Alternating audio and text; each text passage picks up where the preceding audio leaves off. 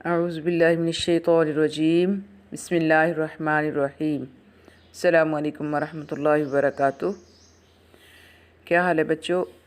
امید ہے خیریت سے ہوں گے۔ اللہ تعالیٰ آپ کو اپنی حفظ و امان میں رکھے اور تمام عالم اسلام کو اور پوری دنیا کو کرونا وائرس جیسی دوسری بیماریوں سے بھی محفوظ رکھے۔ آج ہم احادیث پڑھ رہے ہیں بچوں۔ ہم نے احادیث مبارکہ میں سے پانچویں، چھٹی اور ساتویں حدیث پڑھنی ہے۔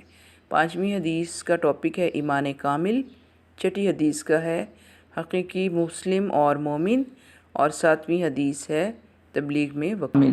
ٹھیک ہے، آئیے اس کا پہلے ترجمہ دیکھتے ہیں۔ بسم اللہ الرحمن الرحیم، رب اشرح لی صدری ویسر لی امری واحلل عقدۃ من لسانی یفقہوا قولی۔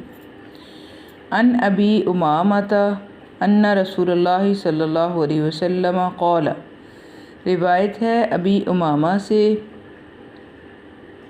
بے شک رسول اللہ کے رسول صلی اللہ علیہ وسلم نے قال فرمایا، من احب للہ، من جس نے، احبا محبت کی، للہ اللہ سے، جس نے محبت کی، للہ اللہ تعالیٰ کے لیے۔ ٹھیک ہے، لام زیر لی جو ہے وہ کے لیے اس کا مطلب ہے۔ من احب للہ، جس نے محبت کی اللہ کے لیے، وابغض للہ، اور نفرت کی اللہ کے لیے، واعطى للہ، اور دیا بھی اللہ کے لیے، ومنع للہ، اور روکا بھی اللہ کے لیے، فقد استکمل الایمان، پس اس کا مکمل ہو گیا ایمان۔ ٹھیک ہے، دوبارہ دیکھیں بچوں۔ روایت ہے ابی امامہ سے، بے شک رسول اللہ صلی اللہ علیہ وسلم نے فرمایا، من احب للہ، جس نے محبت کی اللہ کے لیے اور جس نے نفرت کی اللہ کے لیے، وأعطى للہ، اور جس نے عطا کیا اللہ کے لیے، ومنع للہ، اور جس نے روکا بھی اللہ کے لیے، تو پس تحقیق اس کا ایمان مکمل ہو گیا۔ ٹھیک ہے، تو بچوں اس حدیث مبارکہ میں اللہ تعالیٰ کے نبی صلی اللہ علیہ وسلم نے کامل ایمان کی نشانی بتائی ہے، کامل ایمان کا کرائیٹیریا بتایا گیا ہے کہ کامل ایمان کا معیار کیا ہے۔ کہ کامل ایمان اسی کا ہو سکتا ہے جس کی زندگی کا ہر کام اللہ کی رضا کے لیے ہو۔ ایک مومن کی زندگی کا بچوں، مومن کی زندگی کا ہر مقصد، ہر کام اللہ کی رضا کے لیے ہوتا ہے، جیسا کہ حدیث میں فرمایا کہ جس نے محبت کی اللہ کے لیے اور جس نے بغض رکھا تو بھی اللہ کے لیے۔ یعنی کوئی آپ کو پسند ہے، کسی کے ساتھ پیار ہے، تو وہ بھی اللہ کے لیے ہونا چاہیے کہ اللہ کی رضا کے لیے ہم اپنے عزیز و اقارب، ہم اپنے رشتہ داروں سے اچھے اخلاق سے پیش آتے ہیں، ہم کسی کے ساتھ نیکی کرتے ہیں، کوئی اچھا کام کرتے ہیں، ہم تحفے تحائف عزیز و اقارب کو دیتے ہیں، تو یہ سارے ٹھیک ہے، تو کس کے لیے ہونا چاہیے؟ اللہ کے لیے۔ ٹھیک ہے، اور نفرت بھی اللہ ہی کے لیے۔ ہم کوئی کسی کے ساتھ بغض، حسد یا نفرت بالکل نہیں ہونی چاہیے۔ ہاں، اگر کوئی اللہ تعالیٰ کی یعنی احکامات کی نفی کرتا ہے، کوئی احکامات کی مخالفت کرتا ہے، کوئی اللہ کے بتائے ہوئے احکامات کے الٹ چلتا ہے، تو اس کے ساتھ نفرت وہ بھی اس شخصی نفرت نہیں ہونی چاہیے، بلکہ اس کام سے نفرت ہونی چاہیے، اس گناہ سے نفرت ہونی چاہیے۔ تو نفرت بھی اللہ ہی کے لیے ہونی چاہیے، محبت بھی اللہ کے لیے، نفرت بھی اللہ کے لیے۔ وَأَعْطَى لِلَّهِ وَمَنَعَ لِلَّهِ، جس نے دیا تو بھی اللہ ہی کے لیے، وَمَنَعَ لِلَّهِ، اور روکا تو بھی اللہ ہی کے لیے۔ ٹھیک ہے، تو کسی کی مدد کرنا، کسی کو مال دینا، کسی کو تحفہ تحائف دینا، کچھ بھی لینا دینا کرنا ہے تو اللہ ہی کی رضامندی کے لیے، اور ایسے کاموں پر خرچ کرنا، ایسے امور میں دینا اپنا مال صرف کرنا جو اللہ کی رضا کے لیے ہوں، جن سے اللہ تعالیٰ خوش ہوتا ہو، اور ان کاموں سے بچنا، ان کاموں پر خرچ کرنے سے رک جانا جن سے اللہ تعالیٰ کی ناراضگی حاصل ہوتی ہے. ٹھیک ہے، تو بچوں اس حدیث سے ہمیں کیا پتہ چلا کہ ایمان کامل کا معیار یہ ہے کہ اللہ ہی کے لیے ہمارا ہر کام ہونا چاہیے. ایک مومن کی پوری زندگی جو ہے وہ اللہ تعالیٰ کی رضا کے لیے صرف ہوتی ہے. قرآن پاک میں جیسا کہ اللہ تعالیٰ نے فرمایا، قُلْ إِنَّ صَلَاتِي وَنُسُكِي وَمَحْيَايَ وَمَمَاتِي لِلَّهِ رَبِّ الْعَالَمِينَ. اے نبی فرما دیجئے کہ ایک مومن جو ہے اس کو اس کے لیے اس کا معیار کیا ہونا چاہیے. إِنَّ صَلَاتِي وَنُسُكِي ان صلاتی و نسکی و محیایا، بے شک میری نماز، میری قربانی، میری زندگی اور و مماتی، میرا مرنا للہ رب العالمین، اللہ تعالیٰ ہی کے لیے ہے جو رب ہے تمام جہان والوں کا.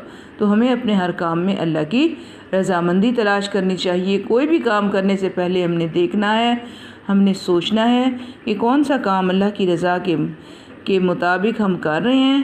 تو اگر وہ کام واقعی اللہ تعالیٰ کی رضا کے مطابق ہے تو اس کو کرنا چاہیے تاکہ اللہ کی رضا حاصل ہو. اور اگر وہ ایسا کام ہے جس سے اللہ کی ناراضگی کا اندیشہ ہے تو اس کام کو اللہ کے لیے ترک کر دینا چاہیے. ٹھیک ہے، اللہ کے لیے ہی چھوڑ دینا چاہیے، تو اس کا بڑا اجر ہے. اللہ کے نبی نے فرمایا اسی شخص کا ایمان مکمل ہوتا ہے. ہماری اگلی حدیث ہے حدیث نمبر 6، حقیقی مسلم اور مومن. ترجمہ: عن ابی ہریرہ رضی اللہ عنہ قال، حضرت ابی ہریرہ رضی اللہ تعالی عنہ سے روایت ہے، قال آپ نے فرمایا، قال رسول اللہ صلی اللہ علیہ وسلم، رسول اللہ صلی اللہ علیہ وسلم نے فرمایا، المسلم من سلم المسلمون من لسانہ و یدہ. المسلم مسلمان وہ ہے، من سلم المسلمون کہ من جس سے سالمہ محفوظ رہیں، المسلمون دوسرے مسلمان، من لسانہ اس کی زبان سے، و یدہ اور اس کے ہاتھ سے. مسلمان وہ ہے کہ محفوظ رہیں دوسرے مسلمان اس کی زبان سے، ویدہ اور اس کے ہاتھ سے. والمؤمن اور مومن وہ ہے، من امنہ الناس کہ جس سے امن میں رہیں لوگ، علی دمائہم خون ان کے، واموالہم اور مال ان کے.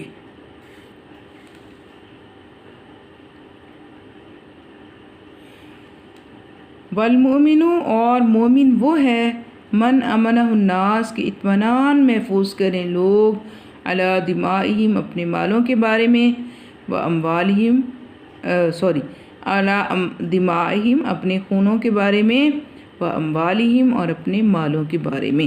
یعنی امن محسوس کریں کہ یہ شخص ہمیں تکلیف نہیں دے گا، ہمارے خون اور ہمارے مال، یعنی ہماری جانیں اور ہمارے مال اس سے محفوظ رہیں گے. ٹھیک ہے، تو اس حدیث مبارکہ میں اللہ کے نبی صلی اللہ علیہ وسلم نے حقیقی مسلم اور حقیقی مومن کی پہچان بتائی ہے کہ مسلمان اصل میں کون ہوتا ہے.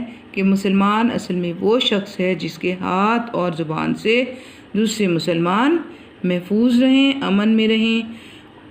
یعنی مسلم، آپ دیکھیں مسلمان کا لفظ جو ہے وہ کس سے نکلا ہے؟ مسلمن سے نکلا ہے. ٹھیک ہے، تو مسلمن کا کیا مطلب ہے؟ مسلمن اسلام، سلمہ سے نکلا ہے، سلمن سے نکلا ہے، تو اس کا مطلب ہے بچ جانے والے، امن میں آ جانے والے، محفوظ ہو جانے والے. ٹھیک ہے، تو اسلام یعنی جو کوئی اسلام لے آیا، جو کوئی مسلمان ہو گیا، تو گویا دوسرے لوگ اس کی جو ہے دوسرے لوگ اس سے پہنچنے والی تکالیف سے بچ گئے، دوسرے لوگ محفوظ ہو گئے. ٹھیک ہے، اصطلاح میں مسلمان سے مراد اللہ اور اللہ تعالیٰ کی وحدانیت یعنی توحید، رسالت اور آخرت پر ایمان رکھنے والا مسلمان ہے، اور یعنی زبان سے اقرار کرنے والا مسلمان ہے، مسلم ہے، اور دل سے اس پر یقین رکھنے والا جو ہے وہ مومن ہے، ٹھیک ہے، ایمان رکھنے والا ہے وہ۔ لیکن اگر کوئی شخص مسلمان ہے، اللہ پر ایمان بھی رکھتا ہے اور دل سے اس کی تصدیق بھی کرتا ہے، لیکن اس کا رویہ ایسا ہے کہ دوسرے مسلمان اس سے محفوظ نہیں، اس کی شرارتوں سے، اس کی تکالیف سے، اس کی اذیتوں سے دوسرے محفوظ نہیں، تو پھر ایسے شخص کا ایمان ہرگز کامل نہیں ہے، ٹھیک ہے۔ تو ایک مومن کی یہ شان ہے کہ جب وہ دائرہ اسلام میں داخل ہو جاتا ہے، مسلمان ہو جاتا ہے، تو اب اس کی سب سے زیادہ انسان کو جن چیزوں سے، جن اعضاء سے تکلیف پہنچتی ہے، ان میں سے زبان اور ہاتھ جو ہیں وہ زیادہ نمایاں ہیں، ٹھیک ہے۔ یعنی زبان کی تکلیف جو ہے وہ بہت بڑی تکلیف ہے، سب سے زیادہ تکلیف زبان سے پہنچائی جاتی ہے۔ اگر انسان کی زبان کنٹرول میں ہو، اللہ کے نبی صلی اللہ علیہ وسلم نے فرمایا کفی علی کا حاضہ، کہ اس کو اپنے اوپر روک لو، زبان کو کنٹرول میں رکھ لو۔ اللہ کے نبی نے حضرت معاذ کو فرمایا کہ اگر تم اس زبان کو کنٹرول میں رکھ لو گے تو میں تمہیں جنت کی گارنٹی دوں گا، جنت کی ضمانت دوں گا، ٹھیک ہے۔ تو زبان کے بارے میں اور بھی بہت ساری احادیث ہیں، بہت سارے مقامات پر قرآن و حدیث میں زبان اور ہاتھ کو کنٹرول میں رکھنے کا حکم دیا گیا، ان سے دوسرے لوگوں کو محفوظ رکھنے کا حکم دیا گیا، کہ اللہ کے نبی صلی اللہ علیہ وسلم نے فرمایا کہ جو کوئی اگر مجھے 2 چیزوں کی ضمانت دے تو میں اس کو جنت کی ضمانت دیتا ہوں، یعنی ایک تو زبان ہے اور دوسری شرمگاہ ہے۔ یعنی زبان کی اگر کسی کو حفاظت کرنا آتی ہے، زبان کو کنٹرول میں رکھنے کا فن اگر کوئی شخص جانتا ہے کہ اس کی زبان سے کوئی ایسی بات نہ ہو، کوئی ایسا کلام نہ نکلے جو اللہ تعالیٰ کو ناراض کرنے والا ہو یا دوسروں کو تکلیف دینے والا ہو، ایذا دینے والا ہو، تو اور زبان کے گناہ بھی بے شمار ہیں، مثلاً جھوٹ ہے، بد زبانی ہے، گالی گلوچ ہے، غیبت ہے، یہ ساری زبان کی آفتیں ہیں۔ پھر دوسروں کو تکلیف دینا، دوسروں پہ الزامات لگانا، تو یہ ساری آفتیں جو ہیں زبان کی ہیں۔ اس لیے زبان کی بہت زیادہ اہمیت ہے۔ اگر زبان کنٹرول میں رکھنا سیکھ گئے تو پھر ہم صحیح معنوں میں مسلمان کہلانے کے حقدار ہیں۔ اگر ہم زبان ہماری بے قابو ہے، زبان پر کنٹرول نہیں ہے، تو پھر اللہ کے نبی صلی اللہ علیہ وسلم کی ہمارے لیے کوئی ضمانت بھی نہیں ہے۔ اسی طرح آگے فرمایا کہ وَالْمُؤْمِنُ مَنْ آمَنَهُ النَّاسُ عَلَىٰ دِمَائِهِمْ وَأَمْوَالِهِمْ، کہ مومن وہ ہے کہ دوسرے لوگ امن میں رہیں اپنے خون اور اپنے مال کے بارے میں۔ کیا مطلب ہے؟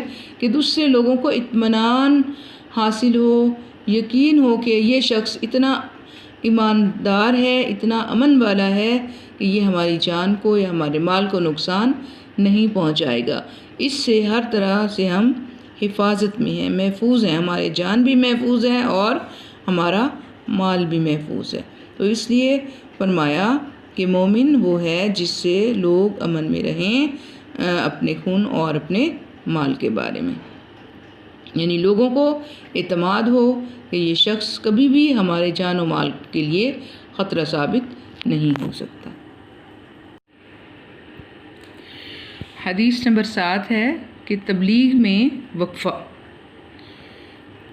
حدثنا محمد بن یوسف، بیان کیا ہم سے محمد بن یوسف نے، قال اخبرنا سفیان، فرمایا انہوں نے خبر دی ہمیں سفیان نے، عن الاعمش، اعمش سے، عن ابی وائل روایت ہے ابی وائل سے، عن ابن مسعود، وہ روایت کرتے ہیں ابن مسعود رضی اللہ تعالیٰ عنہ سے، قال انہوں نے فرمایا، قال النبی صلی اللہ علیہ وسلم، کان النبی صلی اللہ علیہ وسلم، تھے نبی کریم صلی اللہ علیہ وسلم، یتخولنا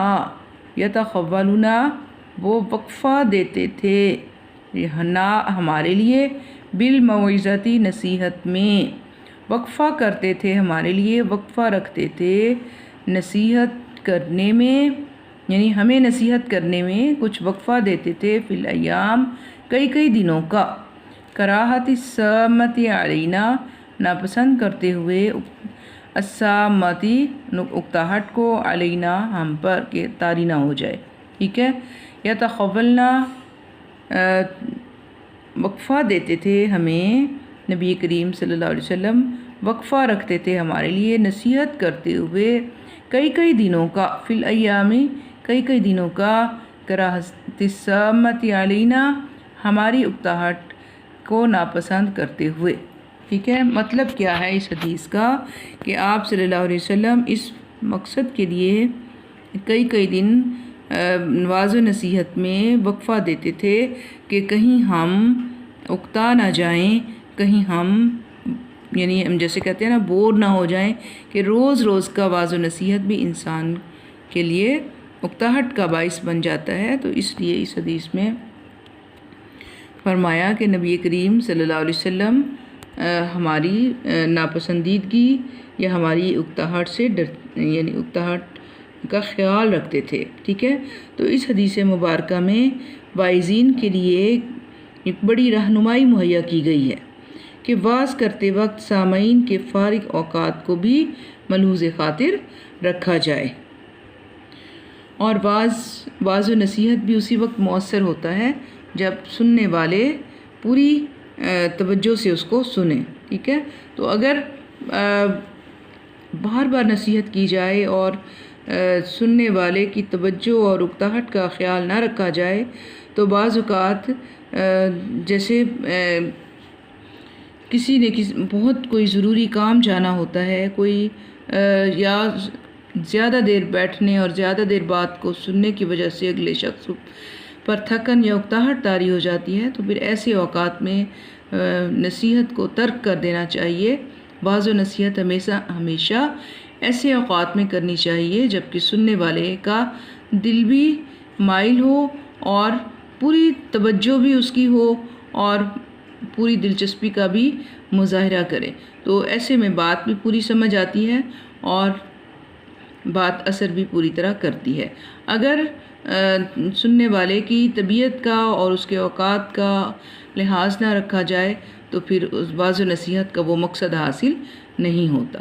تو اس لیے مبلغ کو چاہیے کہ وہ اللہ کے نبی صلی اللہ علیہ وسلم کے بیان کردہ رہنما اصولوں کو مد نظر رکھیں، اور خاص طور پر یہ اصول جو اللہ کے نبی نے بیان فرمایا کہ ہماری اکتاہٹ کو مد نظر رکھتے تھے، تو اس کو خاص طور پر مد نظر رکھنا چاہیے۔ اللہ تعالیٰ کے نبی صلی اللہ علیہ وسلم نے فرمایا یعنی خطبہ دینے والے اور وعظ و نصیحت کرنے والے کو نصیحت فرمائی کہ ہمیشہ بہترین خطبہ، بہترین وعظ وہ ہوتا ہے جو مختصر ہو۔ آپ نے فرمایا کہ خطیب کی دانش مندی یہ ہے کہ اس کا خطبہ جامع اور مختصر ہو، یعنی الفاظ کم سے کم ہوں اور معانی اس کے اندر بہت زیادہ چھپے ہوئے ہوں۔